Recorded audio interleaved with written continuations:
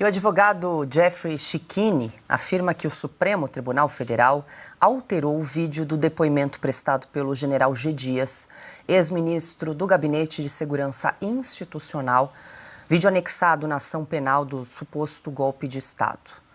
Schichini disse que trechos da fala do general, que constam na transcrição oficial do processo, teriam sido suprimidos do vídeo. O STF adulterou o vídeo do depoimento do G. Dias, mas esqueceu de adulterar também a transcrição. A transcrição dos trechos que o STF tirou, suprimiu, adulterou do vídeo, continuam no processo. Aqui está a transcrição. Olha isso daqui. A adulteração começa agora. A minha pergunta objetiva é: havia tropa de prontidão in loco? Havia. Você viu essa pergunta e essa resposta? Vamos para a transcrição. Está exatamente aqui.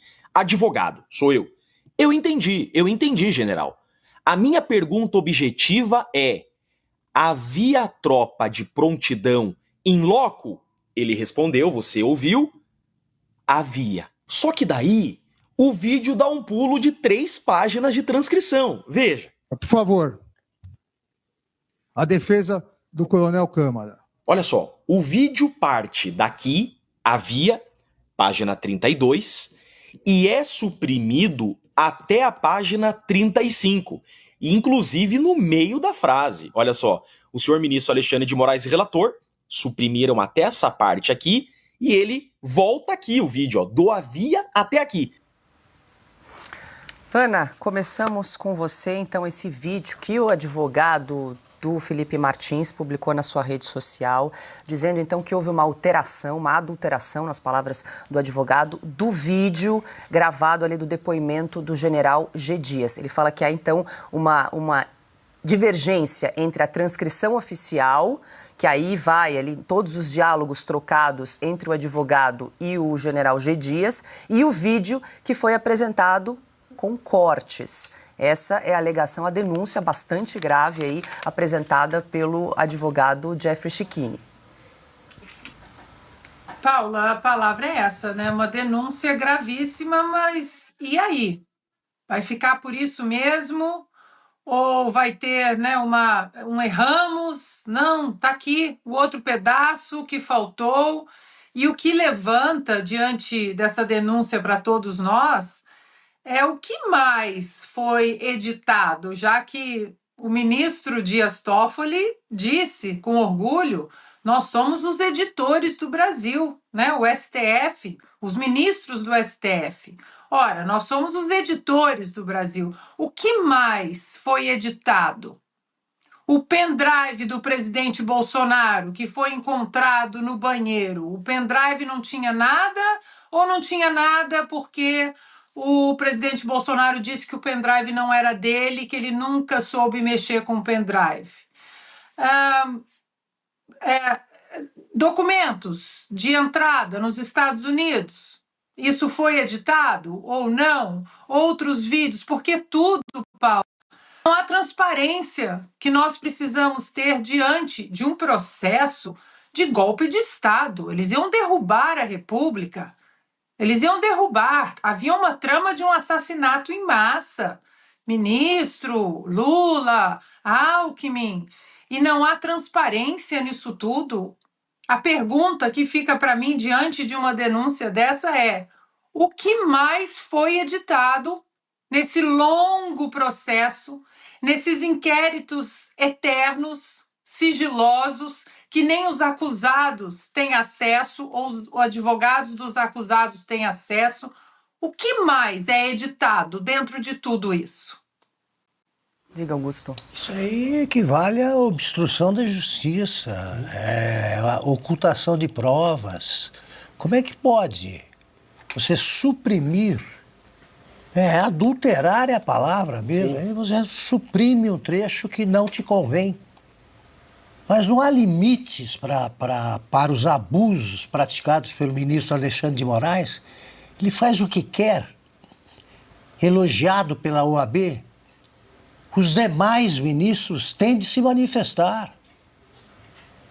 os ex-ministros do Supremo também estão estranhamente quietos, com exceção do Marco Aurélio. Sim. Isso aí envergonha o Supremo.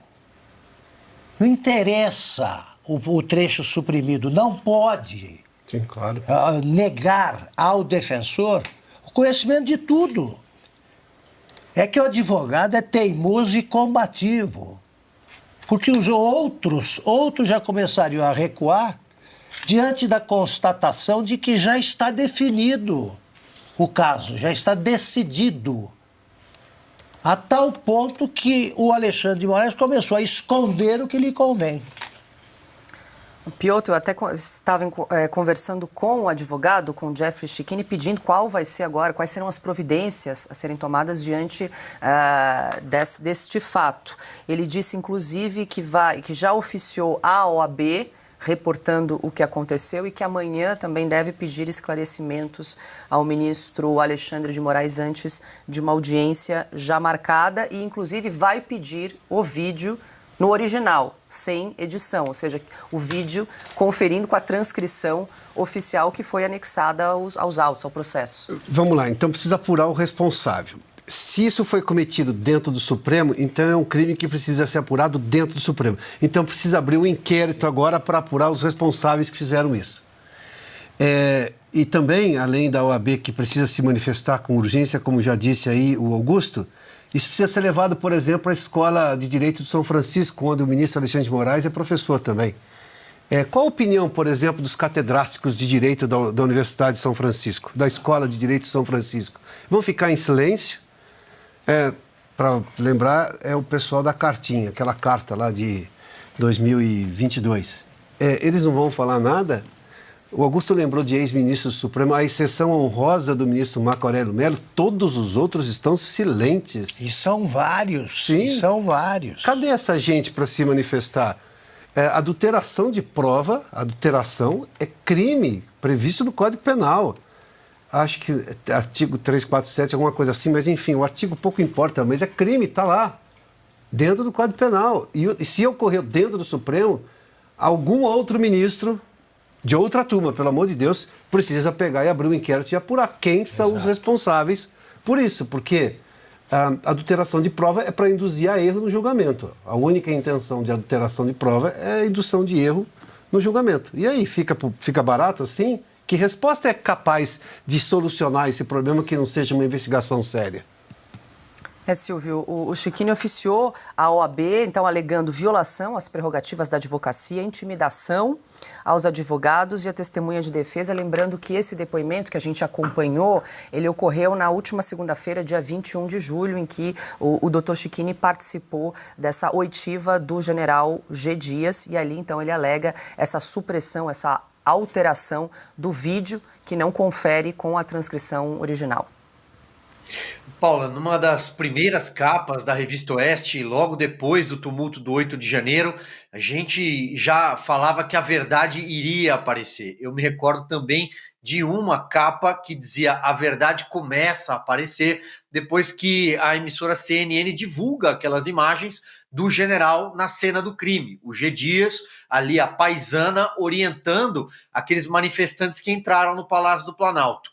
E a CPMI, que funcionou no Congresso Nacional, apesar de completamente aparelhada, uma CPI formatada para proteger o Flávio Dino, não à toa, a Elisiane Gama, até hoje não se sabe como foi escalada como relatora daquela CPI.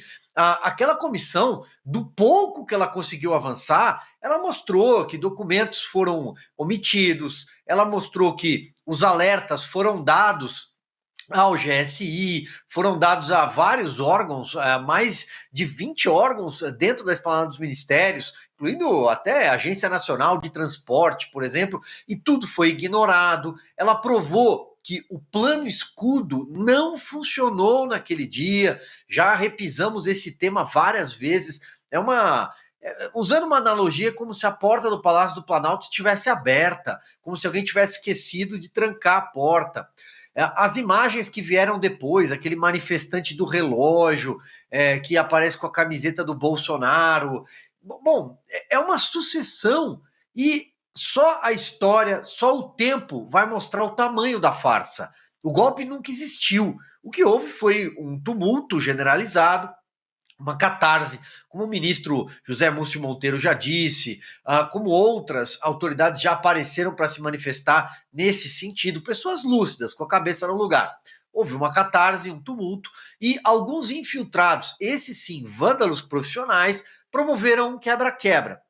Foi isso que aconteceu. A partir daí veio a tese do golpe para tentar se chegar ao presidente Bolsonaro. E mesmo nesse caminho já para se chegar ao presidente Bolsonaro, e agora estamos vivendo dias mais tensos em relação ao presidente que pode, inclusive, ser preso, está preso a uma tornozeleira sem condenação, né? Censurado, numa democracia que está por um fio no Brasil.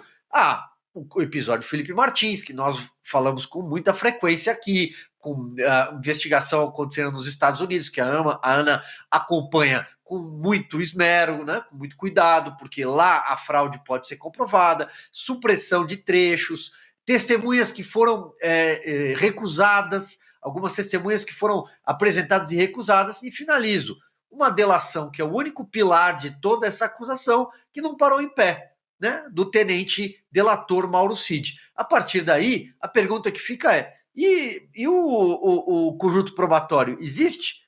Ou o conjunto probatório inteiro está a tese da árvore envenenada, né? O conjunto inteiro probatório está envenenado do pouquíssimo que tentou se colocar ali tijolinho em cima de tijolinho.